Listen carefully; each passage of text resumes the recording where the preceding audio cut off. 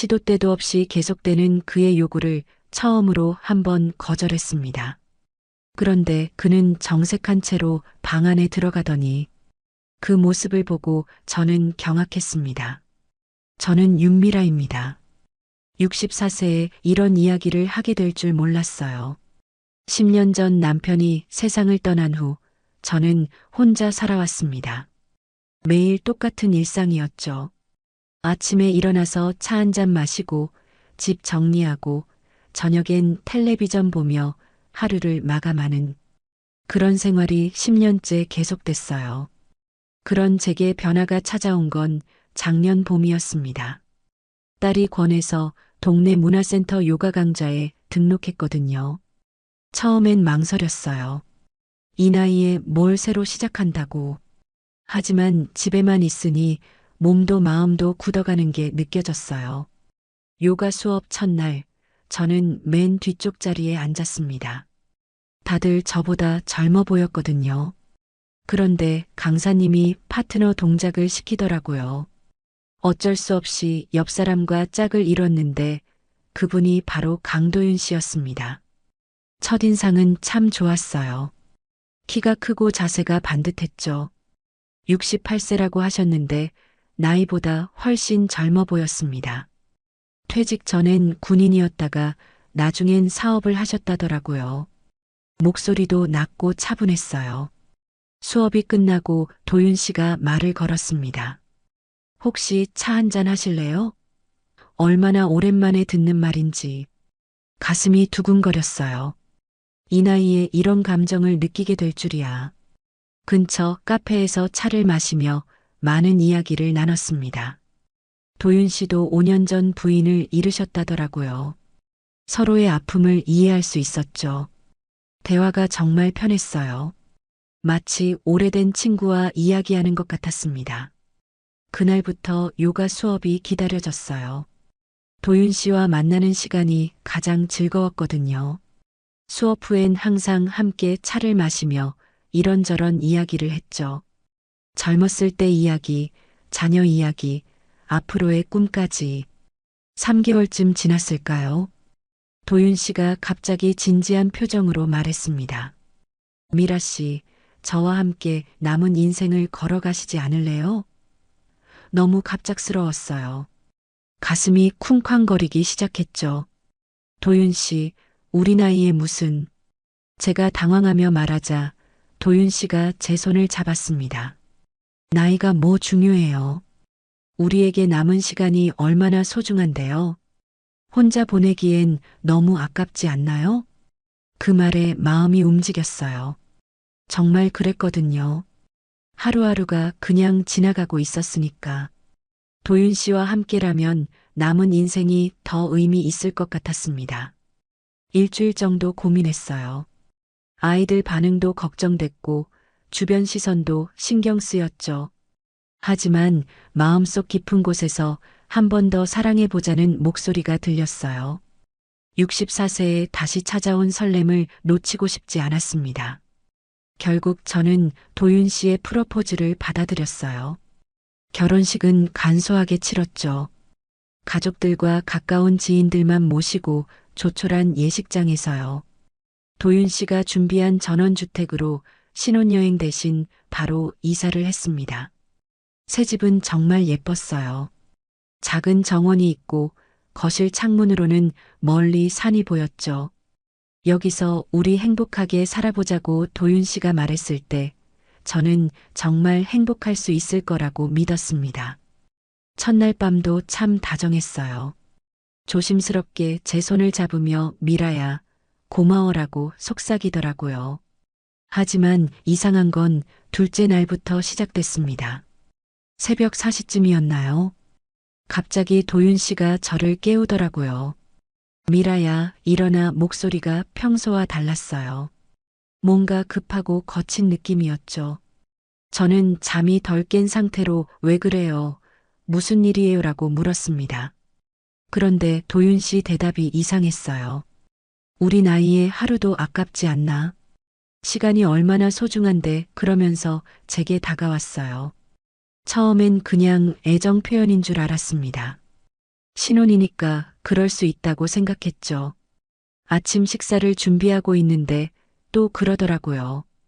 미라야, 잠깐 이리 와봐. 부엌에서 설거지하고 있는 저를 부르는 거예요. 목소리 톤이 또 이상했어요. 뭔가 조급하고 간절한 느낌이었습니다. 도윤 씨, 설거지 다 하고 갈게요라고 했는데 지금 당장이라고 하더라고요. 그날 하루 종일 그런 식이었어요. 점심 먹고 나서도 저녁 드라마 보고 있을 때도요. 계속 저를 부르는 거예요. 처음엔 그냥 웃어 넘겼어요. 아, 신혼이니까 그러나 보다 싶었거든요. 하지만 횟수가 너무 많았어요. 셋째 날도 마찬가지였습니다.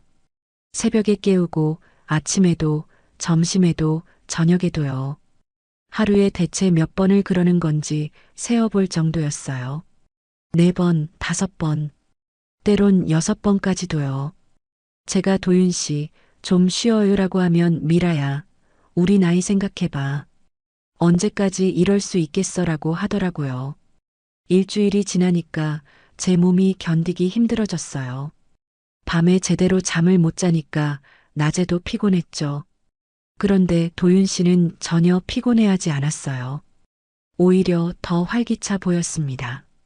아침 운동도 하고 정원 가꾸기도 하고요. 마치 저만 힘들어하는 것 같았어요. 더 이상한 건 도윤 씨 눈빛이었어요. 예전에 요가 수업에서 보던 그 다정한 눈빛이 아니었어요. 뭔가 갈급해 보였달까요? 목마른 사람이 물을 보는 것 같은 눈빛이었습니다. 그럴 때마다 저는 왠지 모를 불안감이 밀려왔어요. 도윤 씨, 우리 좀 천천히 해요라고 말해봤어요. 그런데 도윤 씨가 갑자기 화를 내더라고요. 천천히? 미라야, 우리에게 시간이 얼마나 남았다고 천천히 해 목소리가 차가워졌어요. 그 순간 등골이 서늘해졌습니다. 2주째 되니까 정말 견디기 힘들었어요. 몸도 마음도 지쳐갔어요. 이게 정상인가 싶었죠. 65세 나이에 이런 게 맞나 싶었어요. 처음엔 설렘이었는데 이젠 두려움이 먼저 밀려오기 시작했습니다.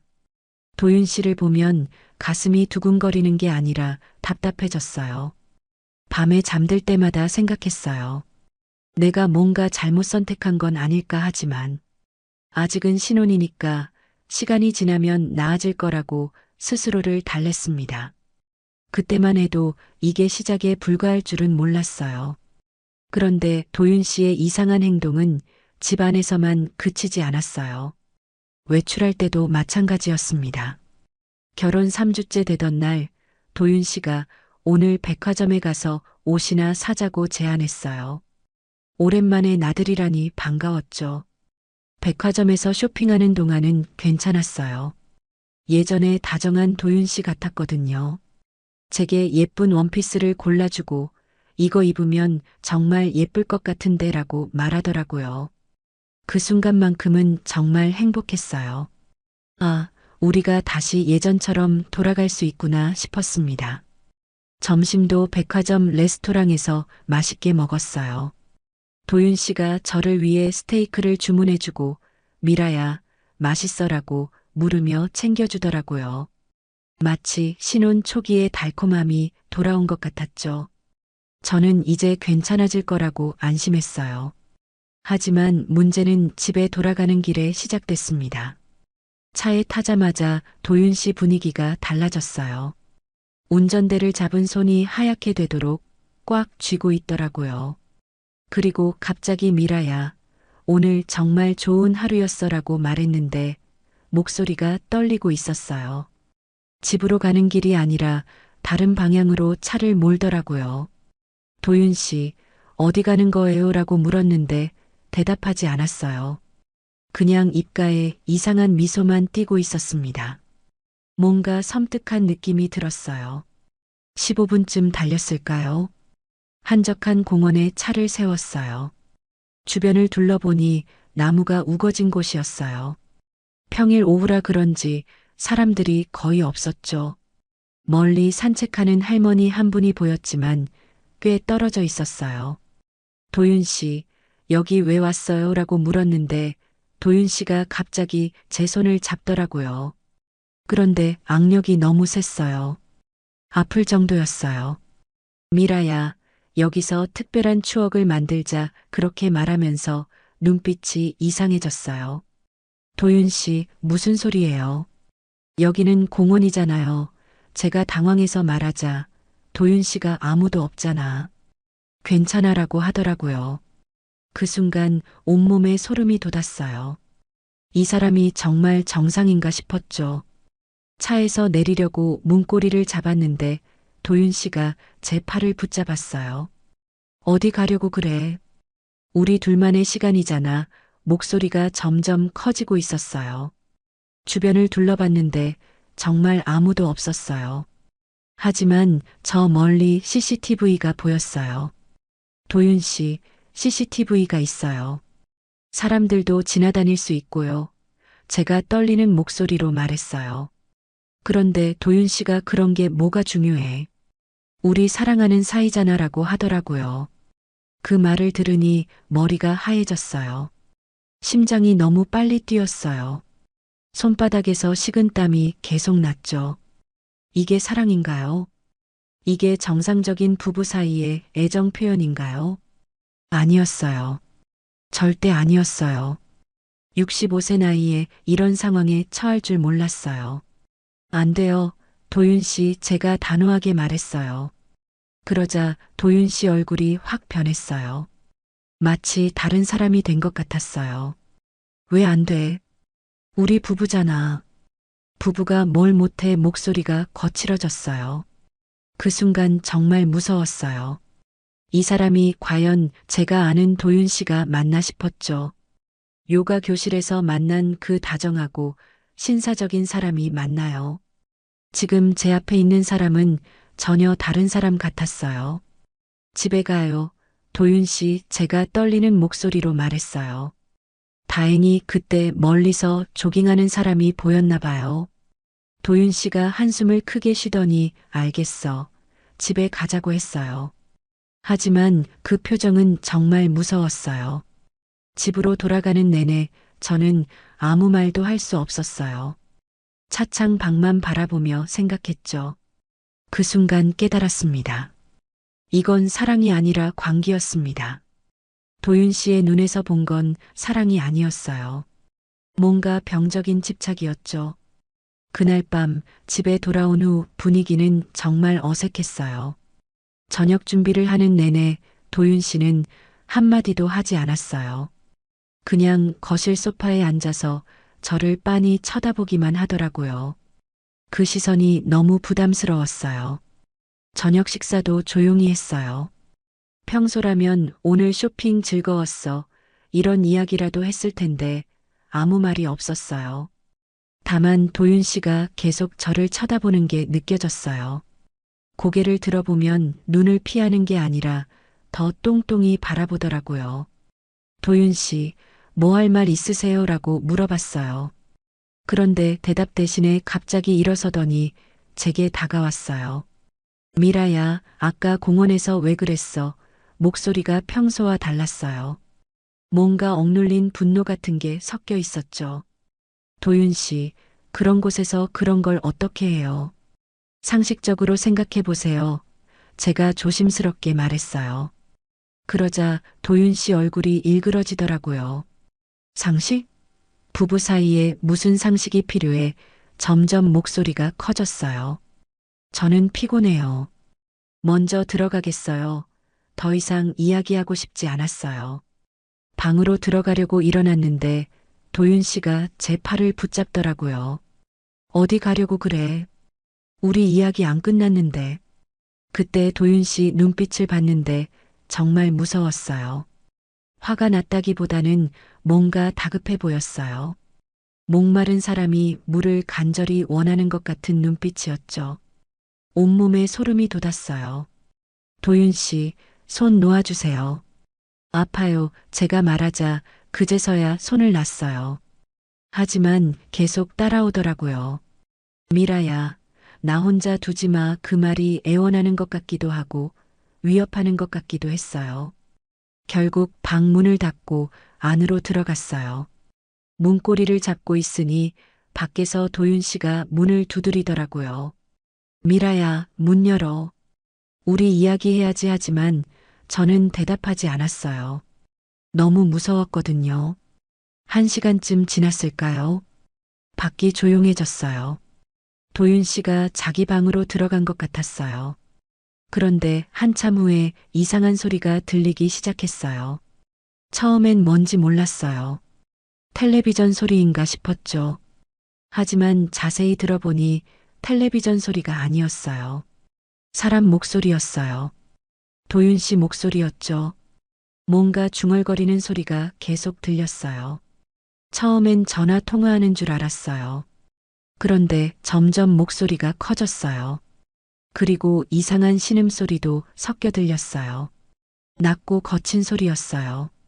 뭔가 숨을 헐떡이는 소리도 함께요. 저는 귀를 막고 싶었지만 자꾸 신경이 쓰였어요. 더 이상한 건 제 이름을 부르는 소리였어요. 미라야, 미라야 계속 제 이름을 중얼거리더라고요. 그런데 목소리 톤이 평상시와 전혀 달랐어요. 뭔가 간절하면서도 거친 느낌이었죠. 못 견디겠어서 살짝 방문을 열어봤어요. 복도가 어두웠지만 도윤 씨 방에서 불빛이 새어나오고 있었어요. 그쪽으로 조심스럽게 다가갔죠. 문이 살짝 열려 있었거든요. 문틈으로 살짝 들여다봤는데 그 순간 정말 충격적이었어요. 도윤 씨가 혼자 침대에 앉아 있었는데 온몸을 뒤틀며 몸부림치고 있었어요. 그러면서 계속 제 이름을 부르고 있었죠. 미라야, 미라야. 얼굴 표정이 정말 이상했어요. 눈을 감고 있었는데 얼굴이 일그러져 있었어요. 마치 고통스러워하는 것 같기도 하고 뭔가에 홀린 것 같기도 했어요. 손동작도 이상했고요.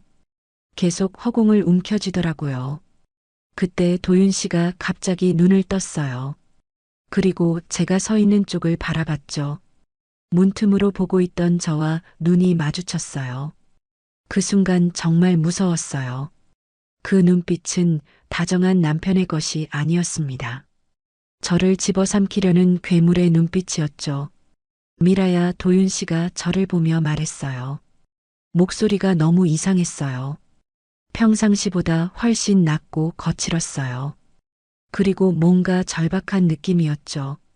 마치 사냥감을 발견한 맹수 같았어요. 저는 무서워서 급하게 제 방으로 뛰어갔어요. 그리고 문을 잠갔죠. 심장이 너무 빨리 뛰어서 숨을 제대로 쉴 수가 없었어요. 도대체 저 사람이 누구인가요? 제가 결혼한 사람이 정말 도윤 씨가 맞나요? 그날 밤 잠을 한숨도 못 잤어요. 계속 그 장면이 머릿속에 맴돌았어요. 도윤 씨의 일그러진 얼굴, 거친 신음소리, 그리고 그 무서운 눈빛. 이게 정상적인 남편의 모습인가요? 결혼 한 달도 안 돼서 이런 걸 보게 될 줄 몰랐어요. 새벽까지 뒤척이며 생각했어요. 내가 뭘 잘못한 걸까? 아니면 원래 이런 사람이었는데 제가 모르고 있었던 걸까?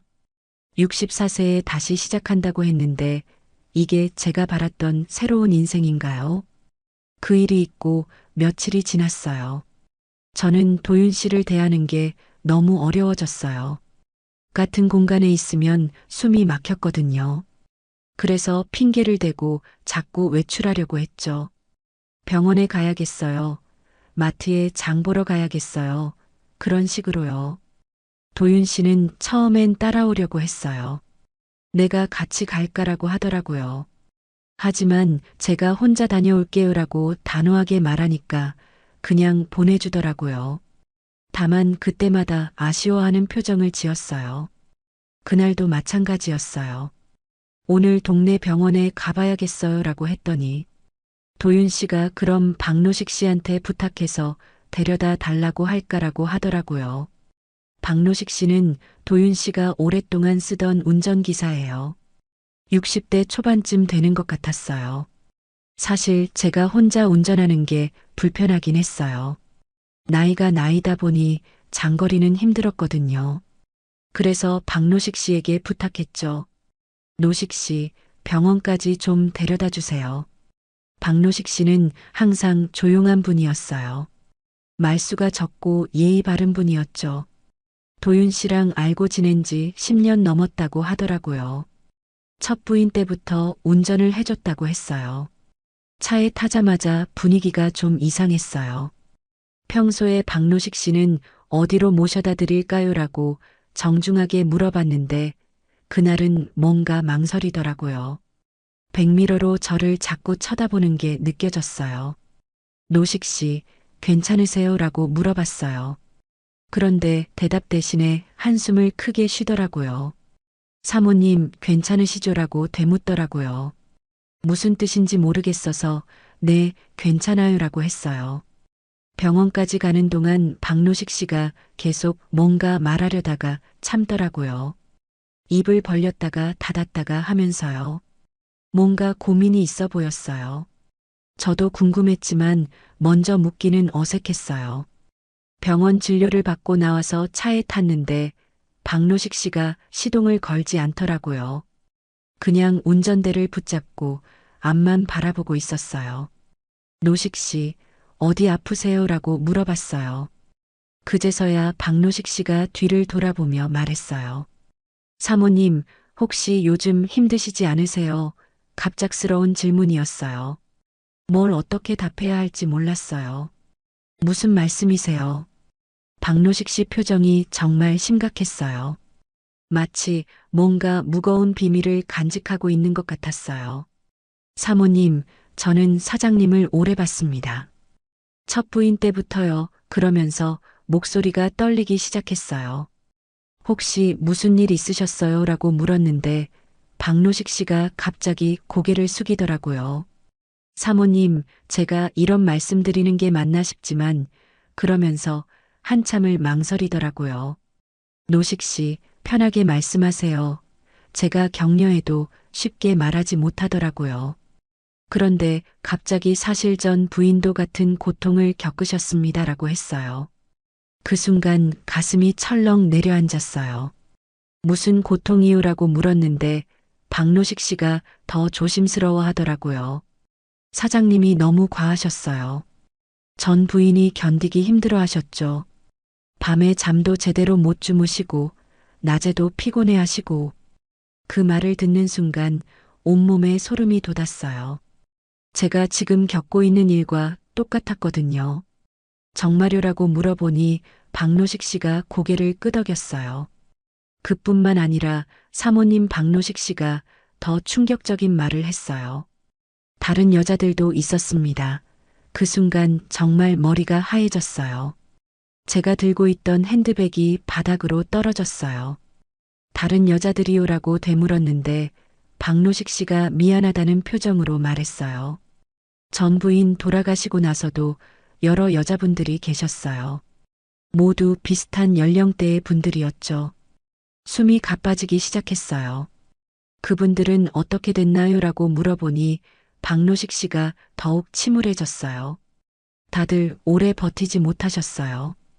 어떤 분은 병원에 실려가시기도 하고 어떤 분은 그냥 사라지시기도 하고 사라졌다는 게 무슨 뜻이에요?라고 물었는데 대답하지 않더라고요.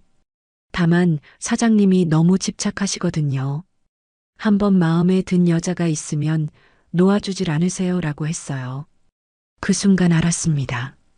제가 지금 걷고 있는 길은 누군가 이미 비극으로 끝낸 길이라는 거요. 전 부인도 다른 여자들도 모두 같은 고통을 겪었다는 거였어요. 노식 씨, 그럼 왜 진작 말씀 안 하신 거예요? 라고 따져 물었어요. 그러자 박노식 씨가 죄송합니다. 사모님. 제가 뭔 말을 어떻게 해야 할지 몰랐어요. 그리고 혹시 이번엔 다를까 싶었거든요. 라고 하더라고요. 하지만 아니었어요. 전혀 달라지지 않았어요. 오히려 나이가 들면서 더 심해진 것 같았어요. 박노식 씨가 조심스럽게 말했어요. 사모님, 빨리 결정하시는 게 좋을 것 같습니다. 시간이 지날수록 더 힘들어지거든요. 그 말이 무슨 뜻인지 알 것 같았어요. 도윤 씨의 집착은 시간이 갈수록 더 심해질 거라는 뜻이었죠. 지금도 이렇게 힘든데 더 심해진다면 정말 견딜 수 없을 것 같았어요. 전 부인은 정말 어떻게 돌아가신 거예요? 라고 물어봤는데 박노식 씨가 스트레스로 몸이 너무 상하셨어요. 마지막엔 심장이 견디지 못하셨죠? 라고 하더라고요. 그 말에 등골이 서늘해졌습니다. 박노식 씨의 고백을 듣고 난 후 저는 며칠 동안 잠을 제대로 이루지 못했어요. 계속 그 말들이 머릿속을 맴돌았거든요. 전 부인의 죽음, 다른 여자들의 존재, 모든 게 악몽 같았어요. 그런데 도윤 씨는 오히려 더 다정해졌어요. 마치 제 마음을 알아채기라도 한 듯이요. 미라야, 요즘 안색이 안 좋네. 어디 아픈 거 아니야? 라고 걱정하는 척 했어요. 그 가식적인 태도가 더 역겨웠죠. 일주일쯤 지났을까요? 도윤 씨가 오늘 시내에 볼 일이 있으니까 같이 가자고 했어요. 평소 같았으면 핑계를 대고 피했을 텐데 그날은 왠지 따라가고 싶었어요. 뭔가 더 알아봐야 할 것 같았거든요. 차는 도윤 씨가 직접 몰았어요. 박노식 씨는 오늘 쉰다고 하더라고요. 시내까지 가는 동안 도윤 씨는 계속 저에게 말을 걸었어요. 날씨가 참 좋네, 저기 꽃이 예쁘게 피었네, 그런 뻔한 말들이었죠. 하지만 저는 대꾸하기 싫었어요. 그냥 창밖만 바라보며 생각에 잠겼어요. 박노식 씨 말이 사실이라면 지금 제 옆에 앉은 이 사람은 여러 여자들을 괴롭힌 사람이에요. 어떻게 이렇게 태어날 수 있을까요? 시내에서 도윤 씨는 은행에 들렀어요. 잠깐만 기다려, 금방 올게라고 하면서 혼자 들어갔어요. 저는 차 안에서 기다리고 있었죠. 그런데 조수석 발밑에 뭔가 떨어져 있는 게 보였어요. 처음엔 휴지인 줄 알았어요. 그런데 자세히 보니 청 같은 거였어요. 집어 들어보니 스카프더라고요. 그런데 이상했어요. 제 것도 아니고 도윤 씨가 쓸 물건도 아니었거든요. 스카프를 펼쳐보니 붉은색이었어요. 정말 예쁜 빨간색이었죠. 그런데 촉감이 좋더라고요. 비싸 보였어요. 태그를 보니까 명품 브랜드더라고요. 제가 평소에 살 수 없는 비싼 거였어요. 더 이상한 건 디자인이었어요. 나이 든 여자가 쓸만한 스타일이 아니었어요. 젊은 여성들이 목에 두르거나 머리에 매는 그런 스타일이었죠. 색깔도 그렇고 패턴도 그렇고요. 그 순간 박노식 씨 말이 떠올랐어요. 다른 여자들도 있었습니다. 설마 이 스카프가 그 증거인가요? 손이 떨리기 시작했어요. 이게 정말 다른 여자 것이라면 최근에 도윤 씨 차에 탄 여자가 있다는 뜻이잖아요. 스카프를 다시 자세히 살펴봤어요. 향수 냄새가 났어요. 제가 쓰는 향수가 아니었어요. 달콤하고 젊은 느낌의 향이었죠. 그리고 머리카락 한 올이 붙어 있었어요. 긴 머리카락이었는데 염색한 머리 같았어요. 심장이 쿵쾅거렸어요. 이제 확신이 들었어요. 도윤 씨에게 정말 다른 여자가 있다는 걸요. 그것도 젊은 여자가요. 박노식 씨 말이 거짓이 아니었어요. 현재 진행형이었던 거예요. 도윤 씨가 은행에서 나오는 게 보였어요. 급하게 스카프를 원래 있던 곳에 놨어요. 하지만 마음이 너무 복잡했어요. 어떻게 해야 할까요? 모른 척 해야 할까요? 아니면 따져 물어야 할까요? 차에 탄 도윤 씨는 여전히 아무렇지 않았어요. 기다리게 해서 미안해. 업무가 좀 복잡했어라고 하더라고요. 그런데 제가 보기엔 전혀 미안해하는 것 같지 않았어요. 오히려 기분이 좋아 보였어요. 집으로 돌아가는 길에 계속 그 스카프가 신경 쓰였어요. 발로 살짝 만져보니 그대로 있더라고요. 도윤 씨는 전혀 모르는 것 같았어요. 아니면 알면서도 모른 척 하는 건가요? 도윤 씨, 오늘 누구 만나셨어요? 라고 슬쩍 물어봤어요. 그런데 왜 갑자기 그런 걸 물어봐라고 되묻더라고요. 약간 경계하는 느낌이었어요. 그냥 궁금해서요라고 했더니 은행 직원하고만 이야기했어라고 하더라고요. 하지만 믿을 수 없었어요. 그 스카프가 증거잖아요. 분명 다른 여자와 만났을 거예요. 그것도 제가 모르는 사이예요. 언제 만났을까요? 제가 외출한 사이에 집에 데려왔을까요? 아니면 다른 곳에서 만났을까요? 생각할수록 화가 났어요. 박노식 씨 말이 맞았어요. 도윤 씨는 변하지 않았어요. 저와 결혼하고서도 다른 여자들과 만나고 있었던 거예요. 그러면서 저에게는 그렇게 집착했던 거죠. 집에 도착했을 때 도윤 씨가 차에서 뭔가를 찾더라고요. 이상한 애라고 중얼거리면서요.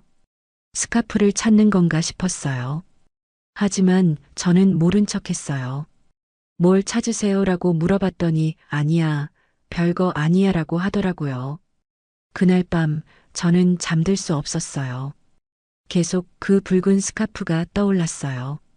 작은 스카프 한 장이었지만 그게 모든 진실을 드러내는 증거였어요. 도윤 씨의 거짓말, 외도, 그리고 저를 속이고 있다는 사실 모든 걸요. 이제 더 이상 의심의 여지가 없었어요. 박노식 씨가 말한 게 다 사실이었어요.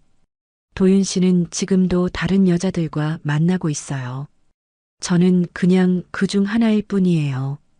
그것도 집에서 기다리는 바보 같은 존재로요. 붉은 스카프를 발견한 후 저는 며칠 동안 고민에 빠졌어요. 밤잠을 설치며 생각했죠. 이 결혼을 계속할 수 있을까요?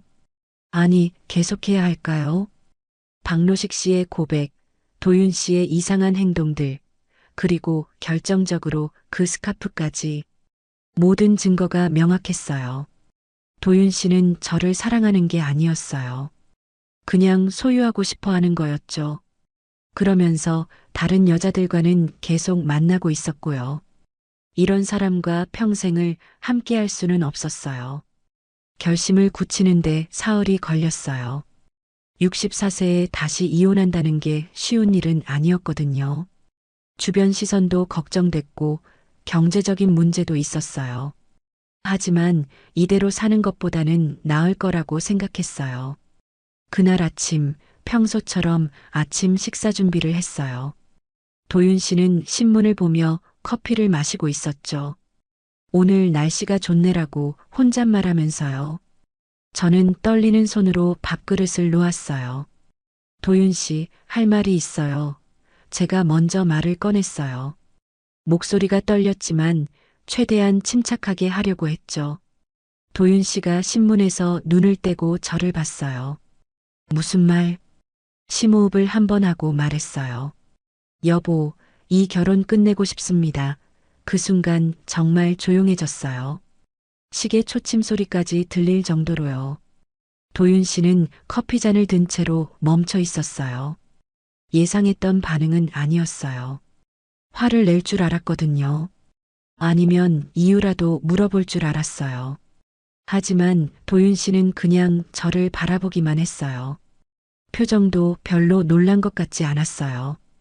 갑자기 웬소리야, 목소리도 평상시와 다르지 않았어요. 오히려 너무 차분해서 더 이상했어요. 갑작스러운 게 아니에요. 계속 고민해 왔어요 라고 대답했어요. 그런데 도윤 씨가 한숨을 쉬더니 그래, 내 선택이라면이라고 했어요. 너무 쉽게 받아들이는 거예요. 억지로 붙잡을 필요 없지라고 덧붙이면서요. 그 말에 정말 당황했어요. 이유는 안 궁금하세요라고 물어봤어요. 그런데 도윤 씨가 굳이 들어야 할까라고 반문하더라고요. 어차피 내 마음이 떠났으면 이유가 뭔들 소용없잖아. 그 순간 허무감이 밀려왔어요. 이 사람에게 저는 대체 뭐였을까요? 그렇게 집착하더니 막상 이렇게 나가겠다고 하니까 이렇게 담담할 수 있나요? 마치 처음부터 예상하고 있었던 것 같았어요. 정말 이렇게 끝내는 게 맞나요라고 한 번 더 물어봤어요. 혹시 제가 놓친 게 있나 싶어서요. 하지만 도윤 씨는 미라야, 우리 어른답게 하자고 하더라고요. 식탁 위에 커피는 식어가고 있었어요. 아침 햇살이 창문으로 들어오고 있었죠. 평범한 아침이었는데 저희 결혼은 끝나고 있었어요. 이렇게 담담하게요. 그럼 언제까지 정리할까요? 라고 물어봤어요. 현실적인 이야기를 해야 했거든요. 급할 것 없지. 천천히 하자고 도윤 씨가 말했어요. 마치 이사 계획을 세우는 것 같았어요. 그날 오후 저는 짐을 정리하기 시작했어요. 가져온 옷가지들, 개인용품들을 챙겼죠. 생각보다 많지 않았어요. 결혼 생활이 2달이 채 안 됐으니까요. 도윤 씨는 평소처럼 지냈어요. 텔레비전도 보고 신문도 읽고요. 마치 아무 일도 없었던 것처럼요. 저를 붙잡으려는 시도도 없었고 화를 내는 일도 없었어요. 저녁 식사 때도 마찬가지였어요. 이사할 곳 정했어라고 물어보더라고요. 작은 아파트 알아보고 있어요 라고 했더니 그래, 좋은 곳으로 가라고 하더라고요. 정말 이상했어요. 그렇게 저에게 집착하던 사람이 이렇게 쉽게 보내줄 리가 없잖아요. 뭔가 계획이 있는 건 아닐까요? 아니면 이미 다른 여자가 있으니까 상관없는 건가요? 그날 밤 각자 방에서 잤어요. 마지막 밤이 될지도 모르는데 특별할 것도 없었어요. 오히려 마음이 편했어요. 더 이상 도윤 씨 눈치를 볼 필요가 없었거든요. 새벽에 잠깐 깼는데 도윤 씨 방에서 전화하는 소리가 들렸어요. 누구와 통화하는 건지 궁금했지만 듣지 않았어요. 더 이상 제가 알 일이 아니었으니까요. 아마 그 스카프의 주인과 통화하는 것일지도 모르죠. 이혼 절차는 생각보다 빨리 끝났어요. 도윤 씨가 협조적이었거든요. 재산 분할도 복잡하지 않게 했어요. 많이 가져가라고 하더라고요. 하지만 저는 제가 가져온 것들만 챙겼어요. 더 이상 그 사람과 연결된 건 아무것도 원하지 않았거든요. 결혼한 지 3개월 만에 다시 혼자가 됐어요. 64세에 결혼해서 65세에 이혼한 거죠. 주변 사람들은 뭐라고 생각할까요? 하지만 상관없었어요. 제 인생이잖아요. 새로 구한 아파트는 정말 작았어요. 방 하나에 작은 거실, 그리고 조그만 주방이 전부였어요. 도윤 씨네 전원주택과는 비교가 안 됐죠. 하지만 제게는 천국 같았어요. 제 공간이었거든요. 첫날 밤 혼자 앉아서 차를 마시며 생각했어요. 정말 이게 맞는 선택이었을까? 경제적으로는 분명 어려워졌어요. 큰 집도 없고 여유로운 생활도 할 수 없게 됐죠. 하지만 마음만은 자유로웠어요. 새벽에 깰 때도 무섭지 않았어요. 누가 저를 깨우지 않을 거라는 안도감이 있었거든요. 혼자 커피를 마시며 창밖을 보는 시간이 이렇게 평화로울 줄 몰랐어요. 일주일쯤 지나니까 적적했어요. 그래도 뭔가 해야겠다 싶었어요. 집에만 있으면 또 우울해질 것 같았거든요. 그래서 동네를 둘러보다가 노인 복지관을 발견했어요. 복지관에 들어가니 할머니들이 모여서 뭔가 만들기를 하고 있더라고요. 어머니, 여기 처음 오시나 봐요라고 직원분이 말을 걸어주셨어요. 네, 이사 온 지 얼마 안 돼서요라고 대답했어요. 봉사활동에 관심 있으시면 언제든 말씀하세요. 그 말에 귀가 번쩍 뜨였어요. 봉사라니 생각해보지 못했던 일이었어요. 어떤 봉사가 있나요라고 물어봤더니 여러 가지 프로그램이 있다고 하더라고요. 가장 마음에 든 건 독거노인 도시락 배달이었어요. 혼자 사시는 어르신들께 도시락을 가져다 드리는 거였어요. 간호사 출신이니까 어르신들 건강 상태도 체크할 수 있을 것 같았어요. 첫 봉사 나간 날을 지금도 기억해요. 80세 넘으신 할머니 댁에 도시락을 가져다 드렸는데 너무 반가워 하시더라고요. 고맙다, 고마워라고 제 손을 꼭 잡으시면서요. 그 할머니는 자식들이 다 멀리 살고 계셔서 혼자 지내고 계셨어요. 일주일에 한 번씩 도시락을 가져다 드리면서 이야기도 나누고 혈압도 재어드렸어요. 할머니가 웃으실 때마다 제 마음도 따뜻해졌어요. 한 달이 지나니까 담당하는 어르신이 더 늘었어요. 5분의 독거 어르신을 돌보게 됐어요. 각자 사연도 다르고 성격도 달랐지만 모두 저를 기다려 주셨어요. 어떤 할아버지는 제가 오면 옛날 이야기를 해주셨어요. 젊었을 때는 마리아라고 시작하는 이야기들이었는데 정말 재미있었어요. 또 어떤 할머니는 제가 만든 반찬을 자랑하며 레시피를 물어보시기도 했어요. 복지관에서 다른 봉사자분들과도 친해졌어요. 비슷한 나이대의 분들이 많았는데 다들 각자의 사연이 있었어요.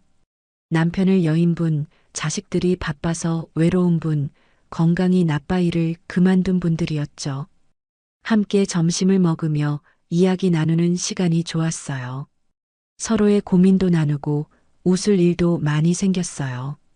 오랜만에 진짜 웃음이 나왔어요. 도윤 씨와 있을 때는 억지로 웃었던 것 같았거든요.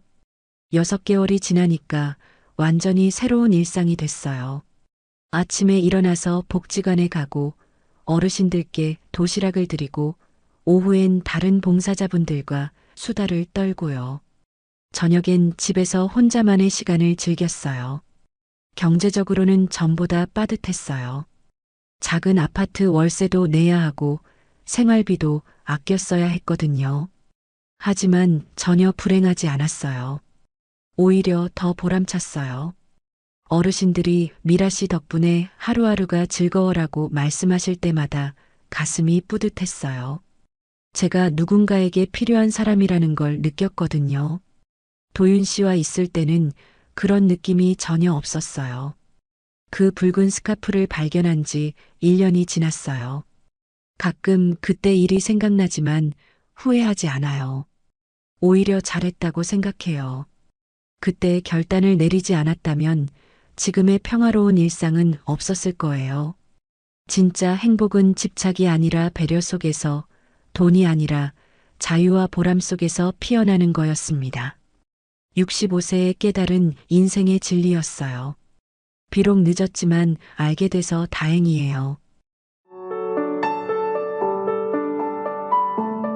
그 남자가 몰래 통화하는 소리를 들었습니다. 이번에 확실해.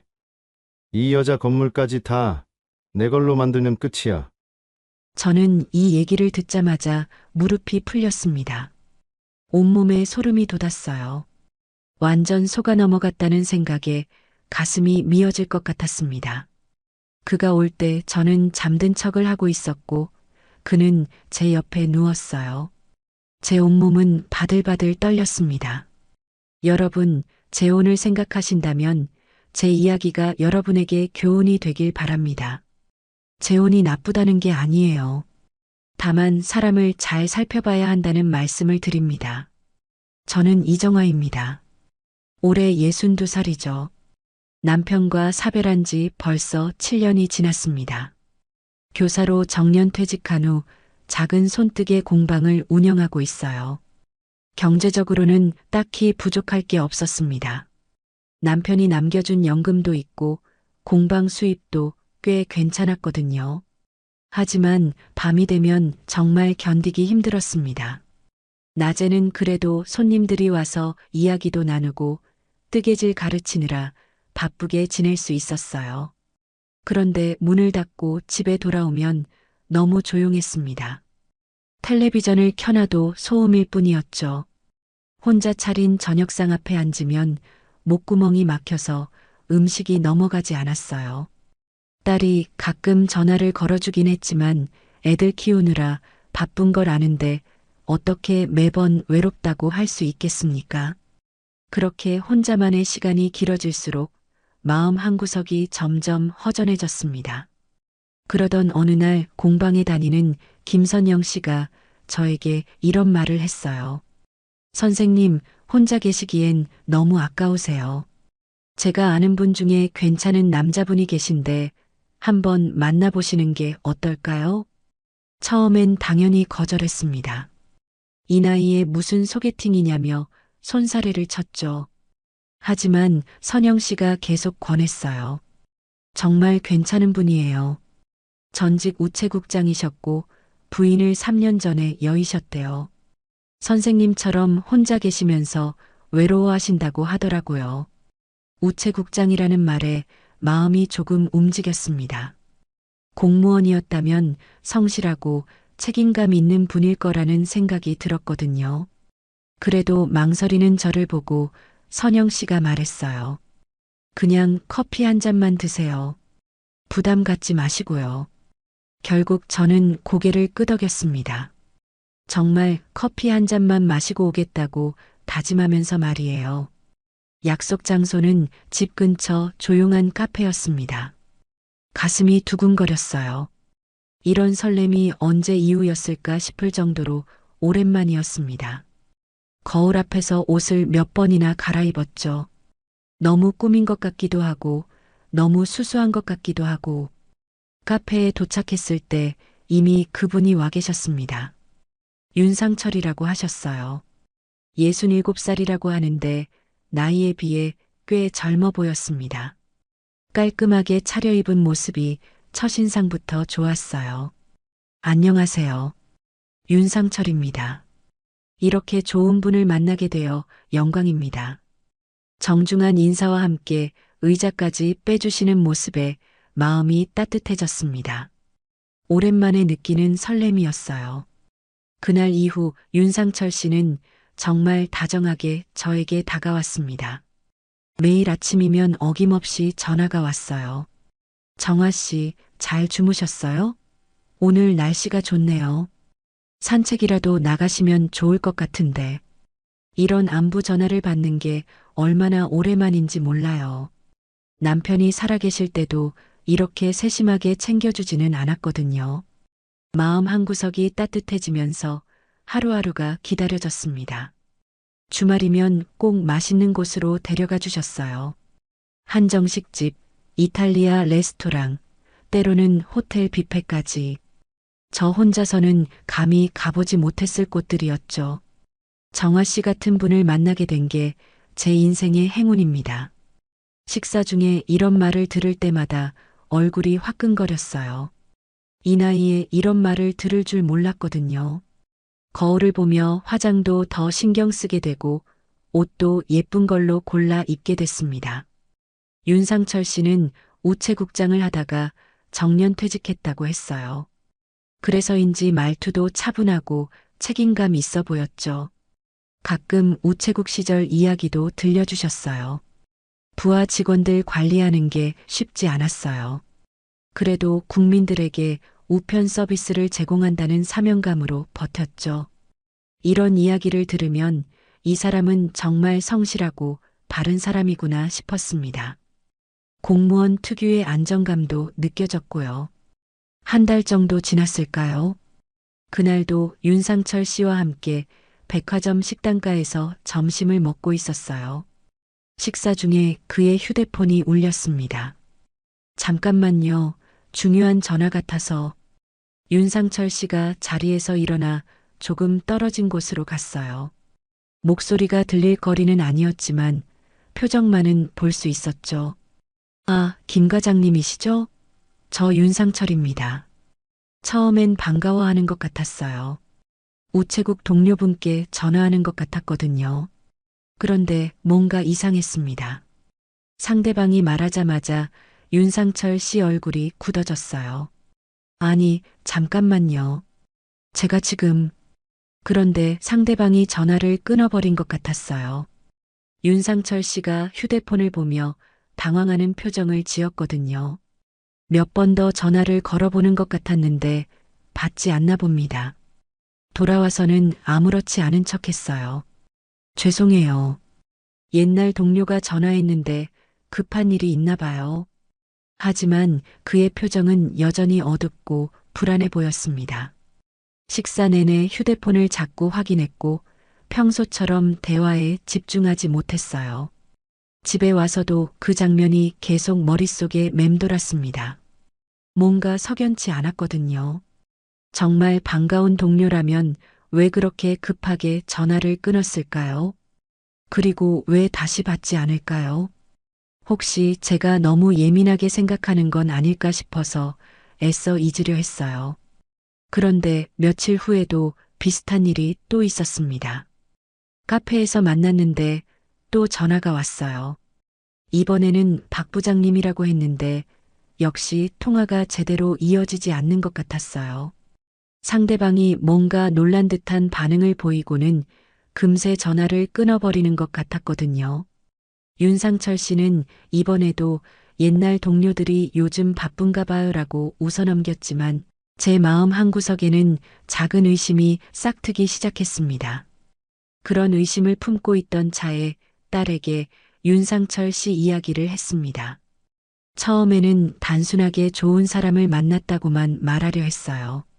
하지만 딸의 반응은 예상과 완전히 달랐습니다. 엄마, 뭐라고요? 벌써 결혼 생각까지 하신다고요? 민지의 목소리가 한 옥타브 올라갔어요. 전화 너머로도 당황한 게 느껴졌죠. 아니야, 아직 그런 건 아니고. 그냥 좋은 분이라서. 엄마, 만난 지 얼마나 됐다고 그러세요? 한 달도 안 됐잖아요. 며칠 후 딸이 사위와 함께 집으로 찾아왔어요. 평소라면 손자도 데리고 왔을 텐데 이번엔 둘만 왔더군요. 뭔가 진지한 이야기를 하려는 것 같았습니다. 거실에 앉자마자 딸이 입을 열었어요. 엄마, 솔직히 말씀드릴게요. 너무 성급한 것 같아요. 사위도 거들었습니다. 어머니, 요즘 뉴스 보시죠? 결혼 사기 정말 많아요. 특히 재산 있는 중년 여성들을 노리는 경우가 부쩍 늘었다고 하더라고요. 딸이 고개를 끄덕였어요. 맞아요, 엄마. 최소한 그분의 과거는 확인해 보셨어야죠. 정말 우체국장이 맞는지, 집은 어디에 사는지, 자녀는 있는지. 그런 건 다 물어봤어. 부인 돌아가시고 혼자 사신다고 했고, 자녀도 없다고 하고, 그게 다 진짜인지 어떻게 알아요? 요즘 사기꾼들 얼마나 교묘한데요.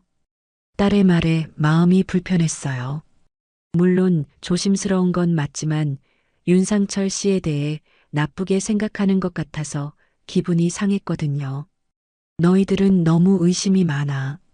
그분은 그런 사람이 아니야. 엄마, 저희가 걱정돼서 그러는 거예요. 엄마 혼자 계시니까 외로우신 건 알지만 그래도 너무 성급해요. 사위가 조심스럽게 말했습니다. 어머니, 정말 좋은 분이라면 시간을 두고 천천히 알아가셔도 되잖아요. 굳이 서두를 필요는 없는 것 같은데요. 딸과 사위가 돌아간 후 마음이 복잡했습니다. 한편으로는 애들 말이 맞다는 생각도 들었어요. 너무 성급했나 싶었거든요.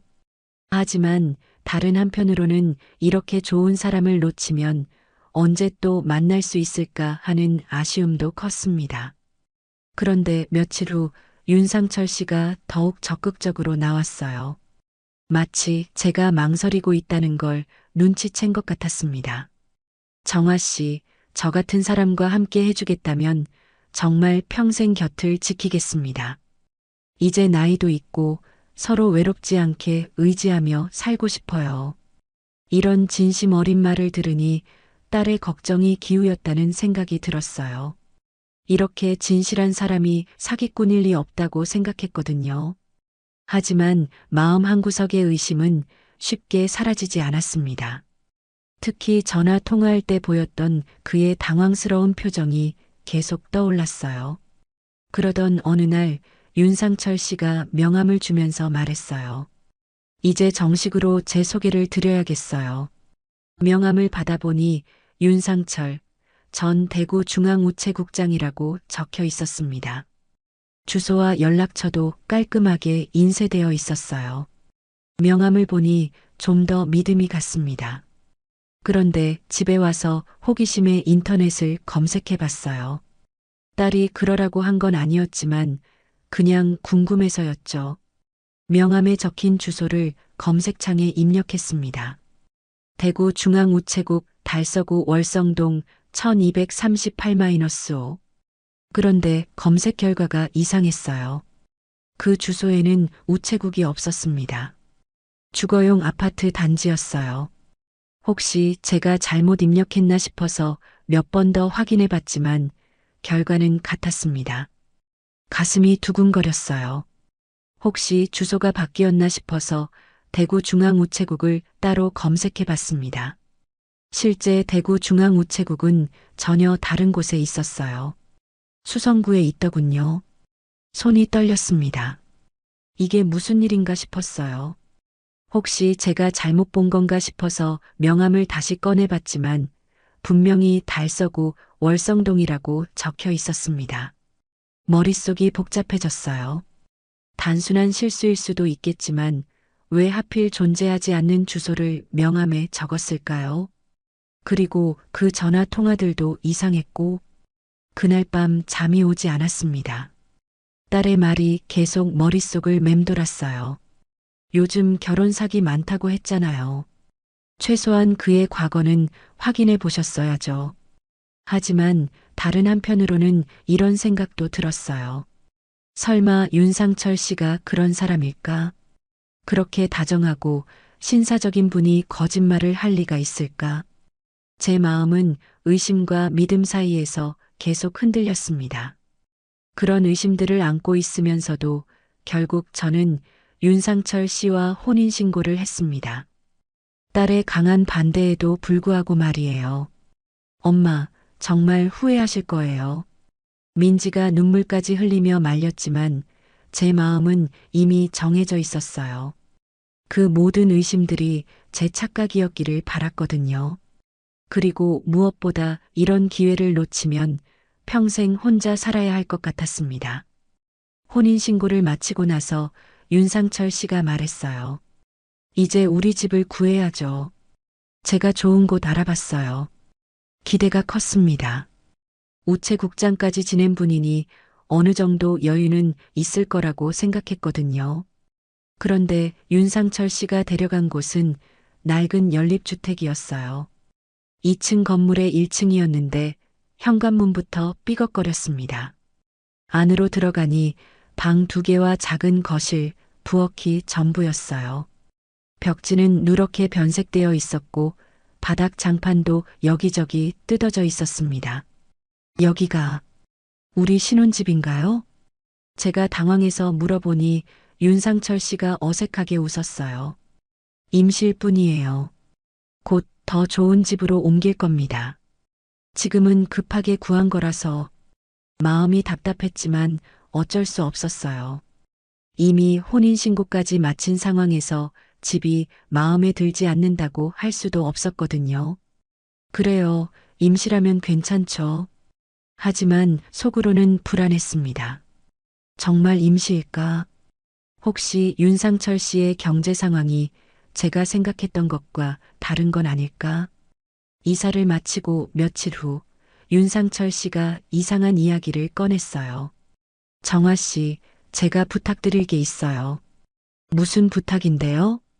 제 통장이 좀 문제가 있어서요. 세금 때문에 일시적으로 동결된 상태예요. 그래서 당분간 정화 씨 통장을 좀 써도 될까요? 세금 때문에 통장이 동결됐다는 게 이해가 안 갔어요. 우체국장이었으면 세금 관리도 잘했을 텐데. 무슨 세금 때문에요? 퇴직하면서 정리 안 된 게 있어서요. 곧 해결될 테니 걱정하지 마세요. 뭔가 석연치 않았지만 남편인데 어떻게 거절할 수 있겠어요. 결국 제 통장 카드를 건네줬습니다. 그런데 이상한 일들이 계속 생겼어요. 윤상철 씨가 외출할 때마다 누군가와 전화 통화를 하는데 목소리가 심상치 않았거든요. 아니야, 조금만 더 기다려. 곧 해결될 거라니까. 내가 언제 거짓말했어? 이번에는 정말 확실하다고. 이런 말들이 들려왔어요. 누구와 통화하는 건지 궁금했지만 직접 묻기는 어려웠습니다. 한 달쯤 지났을까요? 그날은 근처 마트에 장 보러 나갔다가 일찍 돌아왔어요. 집 앞 골목에서 놀라운 장면을 봤습니다. 윤상철 씨가 낯선 남자와 길에서 이야기하고 있었는데 분위기가 험악했어요. 남자는 덩치가 크고 인상이 거칠었습니다. 윤 씨, 더 이상 기다릴 수 없어요. 약속한 날짜가 언제였는데? 남자의 목소리가 위협적이었어요. 저는 모퉁이에 몸을 숨기고 들었습니다. 빚은 곧 정리한다니까? 이번에는 확실하다 했잖아. 윤상철 씨의 목소리도 절박했어요. 빚이라는 단어가 저를 충격에 빠뜨렸습니다. 확실하다고? 지난번에도 똑같은 소리 했잖아요. 이 여자한테서 돈 뽑아내는 것도 한계가 있을 텐데. 아니야, 이번엔 정말 다르다고. 조금만 더 시간을 줘. 한 달, 딱 한 달만 더 기다려 줄게요. 그 이후엔 어떻게 될지 모르니까 각오하세요. 남자가 윤상철 씨의 어깨를 거칠게 치고는 사라졌어요. 윤상철 씨는 그 자리에서 한동안 머리를 감싸쥐고 있었습니다. 저는 다리에 힘이 빠져서 그 자리에 주저앉고 말았어요. 머릿속이 하얘졌습니다. 빚이 있다고? 그것도 상당한 금액인 것 같았어요. 그리고 이 여자한테서 돈 뽑아내는 것이라는 말은 뭐죠? 설마 저를 이용하려는 건가? 제 재산을 노리고 결혼한 건가? 그동안의 다정한 모습이 전부 연기였단 말인가요? 가슴이 미친 듯이 뛰었어요. 숨이 제대로 쉬어지지 않았습니다. 그제야 딸의 말이 떠올랐어요. 요즘 결혼 사기 많다고 했잖아요. 집으로 들어가서도 정신을 차릴 수가 없었어요. 윤상철 씨가 돌아와서 평상시처럼 인사를 건넸지만 제대로 대답할 수가 없었습니다. 정화 씨, 어디 아픈가요? 얼굴이 안 좋아 보이는데. 아니에요, 괜찮아요. 하지만 전혀 괜찮지 않았어요. 그의 다정한 목소리마저 이제는 가짜로 들렸거든요. 과연 이 사람의 진짜 모습은 뭘까? 저를 정말 사랑하는 걸까? 아니면 제 재산만 노리는 걸까? 그날 밤 잠이 오지 않았습니다. 옆에서 평온하게 잠든 윤상철 씨를 보면서 온갖 생각이 머릿속을 스쳐갔어요. 제가 얼마나 큰 실수를 한 걸까? 이제라도 늦지 않았을까? 그 일 이후로 윤상철 씨의 태도가 조금씩 달라지기 시작했어요. 처음엔 미묘한 변화라서 제가 예민하게 느끼는 건가 싶었습니다. 어느 날 제가 문화센터에 가려고 준비하고 있는데 윤상철 씨가 말했어요. 정화 씨, 어디 가세요? 아, 문화센터요. 서예 수업 있거든요. 문화센터요? 거기 남자들도 많이 다니죠? 갑작스러운 질문에 당황했어요. 왜 남자 이야기를 하는 걸까요? 남자분들도 몇 분 계시긴 하지만 대부분 여자분들이에요. 그래도 이제 내 아내로서 조심해야죠. 괜히 오해 살 일 만들 필요 있나요? 이상했어요. 결혼 전에는 제가 문화센터 다니는 걸 좋아했거든요.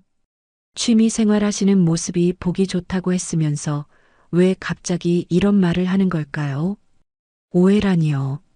그냥 서예 배우는 거예요. 그래도 굳이 나가실 필요 있나요?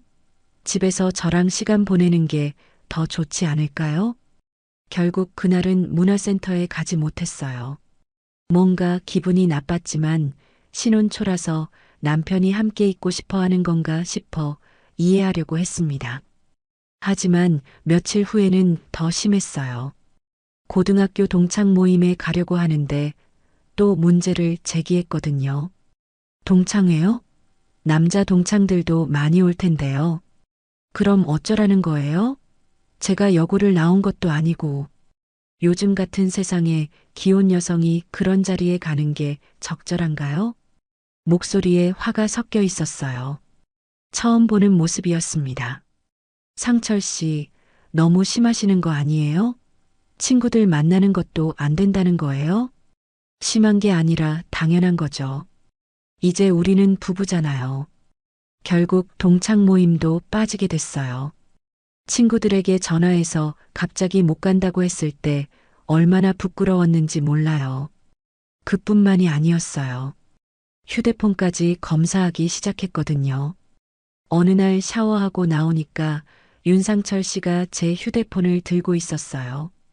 뭐 하세요? 아, 시간 보려고 했는데 문자가 와서 그만. 거짓말인 게 뻔했어요. 제 휴대폰 화면을 뒤적거리고 있었거든요. 제 휴대폰을 왜 봐요? 부부 사이에 숨길 게 뭐 있어요? 당연한 거 아닌가요? 당연하다고요? 남편과 사별하기 전까지 그런 적은 한 번도 없었는데요. 오히려 서로의 사생활을 존중해줬거든요. 그 이후로는 아예 노골적으로 제 행동을 감시했어요. 누구와 통화했는지, 어디에 갔는지 일일이 물어봤습니다. 마치 제가 뭔가 잘못하고 있는 것처럼 취급했어요. 오늘 공방에 누가 왔어요? 손님들이요. 남자 손님도 있었나요? 몇 분 계셨죠? 어떤 사람들이에요? 나이는 얼마나 되고, 뭐 하는 사람들이고, 이런 식으로 캐묻기 시작했어요. 처음에는 관심을 보이는 건가 싶었는데, 점점 기분이 나빠졌습니다. 그러던 어느 날, 윤상철 씨가 화장실에 가면서 바지 주머니에서 지갑이 떨어졌어요. 주워주려고 집었는데, 지갑이 열리면서 안에 있던 신분증이 보였습니다. 무심코 봤는데 깜짝 놀랐어요. 거기에는 윤상철이 우체국 일반 직원이라고 되어 있었거든요. 국장이 아니라 일반 직원이었어요. 손이 떨렸어요. 혹시 제가 잘못 본 건가 싶어서 다시 봤지만 분명히 일반 직원이라고 적혀 있었습니다. 그동안 자신을 우체국장이라고 소개했는데 실제로는 일반 직원이었다는 거죠. 명함에도 국장이라고 적어놨으면서 말이에요. 머릿속이 복잡해졌어요. 왜 거짓말을 했을까요? 일반 직원이라고 해서 나쁠 게 뭐가 있나요? 굳이 국장이라고 속일 필요가 있었을까요? 그때 화장실 문이 열리는 소리가 들렸어요. 급하게 지갑을 제자리에 놨습니다. 지갑이 떨어졌네요. 윤상철 씨가 지갑을 주우면서 말했어요. 네, 방금 떨어뜨리신 것 같아서. 평상시처럼 대답했지만 마음은 전혀 평상시가 아니었어요. 이 사람이 저에게 거짓말한 게 또 하나 드러난 거잖아요. 우체국 주소도 가짜였고 이제 직급도 거짓이었어요. 대체 이 사람의 진짜 모습이 뭔가요? 저를 왜 속이고 있는 거죠? 그날 밤 잠들기 전까지 온갖 생각이 머릿속을 맴돌았어요. 빚도 있고 경력도 거짓이고 이제는 저를 통제하려고까지 하고 이게 정상적인 결혼 생활인가요? 점점 확신이 들었어요. 이 결혼은 분명 뭔가 잘못되었다고. 하지만 어떻게 해야 할지 막막했습니다. 이미 혼인신고도 마쳤고 함께 살고 있는데 말이에요. 그런 의심들을 품고 지내던 어느 날 충격적인 일이 벌어졌어요. 제가 운영하는 손뜨개 공방 건물에 세입자가 살고 있거든요. 2층과 3층을 월세로 내놓고 있었는데 그중 2층에 사는 박 씨가 갑자기 찾아왔어요. 사모님, 잠깐 여쭤볼 게 있어서요. 무슨 일이세요? 월세 입금 계좌가 바뀌었다고 하시던데 맞나요? 순간 무슨 말인지 이해가 안 갔어요. 계좌가 바뀌었다고요? 저는 그런 얘기 한 적 없는데요. 그럼 사모님 남편분이 오셨는데요.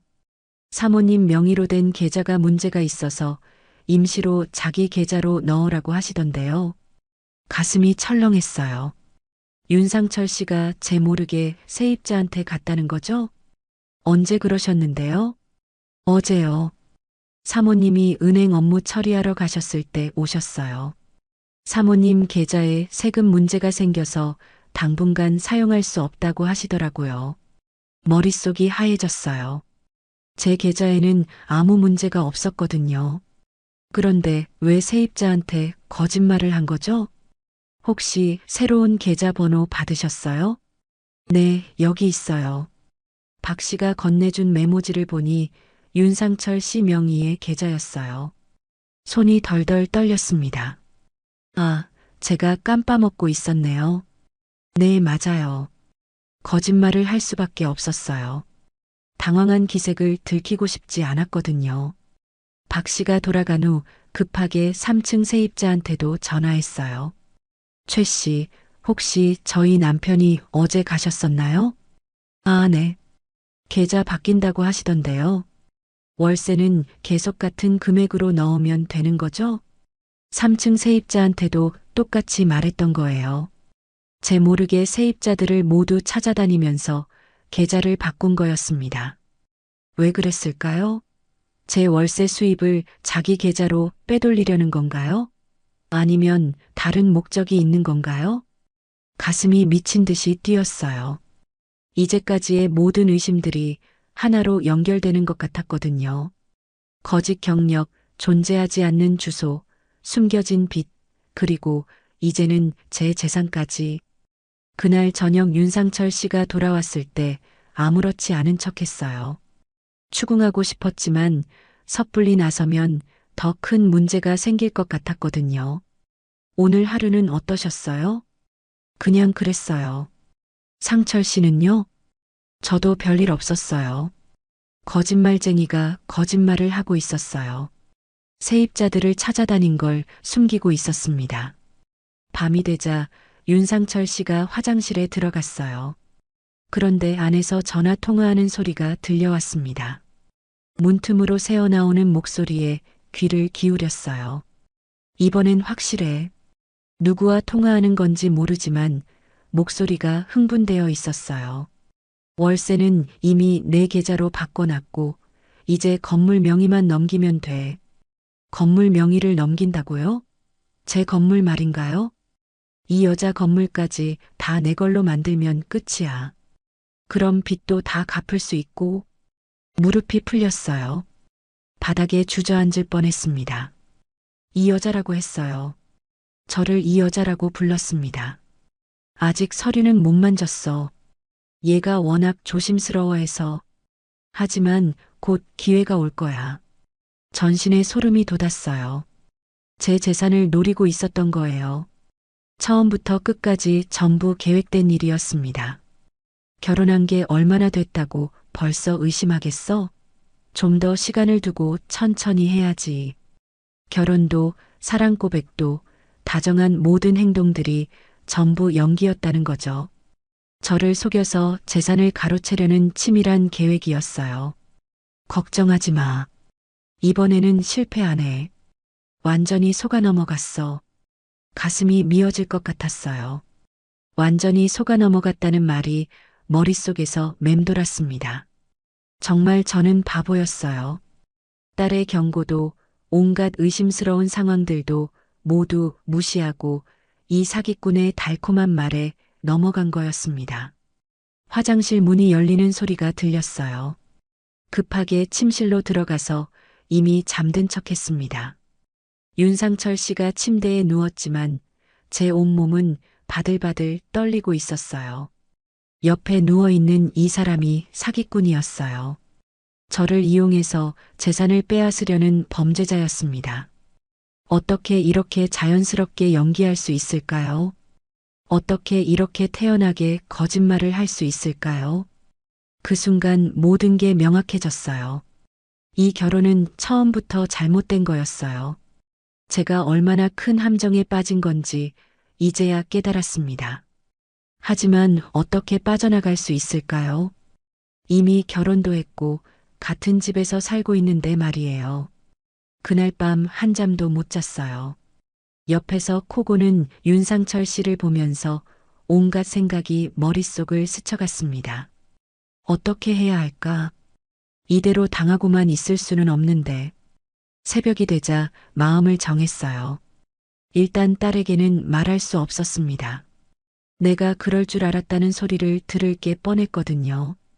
그래서 아들 민수에게 전화했어요. 민수야, 엄마 좀 도와줄 수 있겠니? 엄마, 무슨 일이세요? 목소리가 이상한데. 지금 당장 만날 수 있을까? 급한 일이 있어서. 아들은 퇴근 후 바로 근처 카페로 나왔어요. 윤상철 씨에게는 친구 만나러 간다고 했습니다. 엄마, 대체 무슨 일이에요? 모든 걸 털어놨어요. 세입자 계좌 바꾼 일, 화장실에서 들은 통화 내용까지 전부 말했습니다. 아들의 얼굴이 점점 굳어졌어요. 미친 거 아니에요? 이건 완전한 사기잖아요. 그래서 내 도움이 필요해. 혼자서는 어떻게 해야 할지 모르겠어.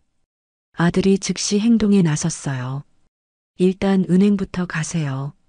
모든 계좌를 점검하고 혹시 몰래 빠져나간 돈이 있는지 확인해야 해요. 다음 날 윤상철 씨가 외출한 사이 은행에 갔습니다. 다행히 제 통장에서 큰 돈이 빠져나간 흔적은 없었어요. 하지만 최근에 소액들이 여러 번 인출된 기록이 있었습니다. 이 돈들 기억하세요?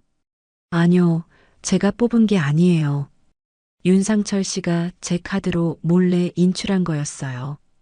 은행 직원의 조언에 따라 즉시 카드를 재발급받고 비밀번호도 바꿨습니다. 부동산 등기소에도 가봤어요.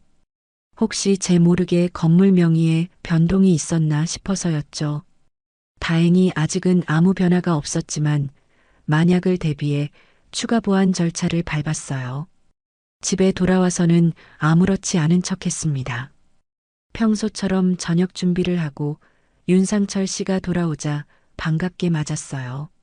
오늘 하루는 어떠셨어요? 그냥 그랬어요.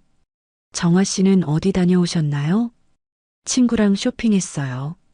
거짓말이었지만 자연스럽게 했어요. 이 사람만 거짓말하는 게 아니라는 걸 보여주고 싶었거든요. 며칠 동안 기회를 엿보았어요. 윤상철 씨가 장시간 외출하는 날을 기다렸습니다. 그날이 드디어 왔어요. 윤상철 씨가 친구 만나러 간다며 나갔는데 늦게 올 거라고 했습니다. 재빨리 짐을 쌌어요. 중요한 서류들, 통장, 도장, 그리고 당분간 입을 옷까지만 챙겼습니다. 손이 떨려서 제대로 정리가 안 됐지만 시간이 없었어요. 짐을 다 싸고 집을 나서는 순간 가슴이 두근거렸어요. 정말 도망치는 기분이었거든요. 하지만 이대로 있다가는 정말 모든 걸 잃을 것 같았어요. 아들이 기다리고 있던 근처 카페로 갔습니다. 짐을 보자마자 아들이 안도의 표정을 지었어요. 잘하셨어요, 엄마. 이제 안전한 곳으로 가시죠. 일단 아들 집에 머물기로 했어요. 며느리도 흔쾌히 받아줬습니다. 그런데 다음 날부터 윤상철 씨의 전화가 빗발쳤어요. 정화 씨, 어디 가신 거예요? 집에 왜 안 계세요? 처음엔 다정한 목소리였어요. 잠깐 딸 집에 와 있어요. 언제 돌아오세요? 보고 싶어요. 역겨웠어요. 아직도 연기를 하고 있었거든요. 며칠 더 있을 거예요. 그러자 목소리가 달라졌어요. 정화 씨, 우리 부부잖아요. 이런 식으로 행동하시면 안 되죠. 부부요? 부부가 서로 속이나요? 무슨 말씀이세요? 세입자 계좌 바꾼 거 알고 있어요. 순간 전화 너머가 조용해졌어요. 잠시 후 당황한 목소리가 들렸습니다. 그건 설명할 수 있어요. 오해예요. 오해가 아니라 사기죠. 처음부터 제 재산이 목적이었잖아요. 이번에는 화가 난 목소리로 돌변했어요. 정화 씨, 함부로 말하지 마세요. 증거도 없으면서. 증거요? 화장실에서 통화하는 거 다 들었어요. 이 여자 건물까지 다 내 걸로 만들면 끝이다 했죠? 완전히 들켰다는 걸 깨달았나 봅니다. 이번에는 아예 협박조로 나왔어요. 당신이 뭘 할 수 있다고 생각해요? 이미 혼인신고도 했고 법적으로는 제가 당신 재산의 절반을 가질 권리가 있어요. 그런 권리 없어요. 사기 결혼이니까. 사기라고 증명할 수 있어요? 목소리가 점점 위협적으로 변했어요. 이제 가면을 완전히 벗은 거였습니다. 정화 씨, 돌아오세요. 그러지 않으면 어떻게 될지 몰라요. 그 순간 확신했어요. 이 사람은 정말 위험한 사람이라는 걸. 더 이상 망설일 이유가 없었습니다. 윤상철 씨, 이제 더는 내 인생을 망치게 두지 않겠어요. 다시는 연락하지 마세요. 전화를 끊고 즉시 번호를 차단했어요. 이제 진짜 싸움이 시작된 거였습니다.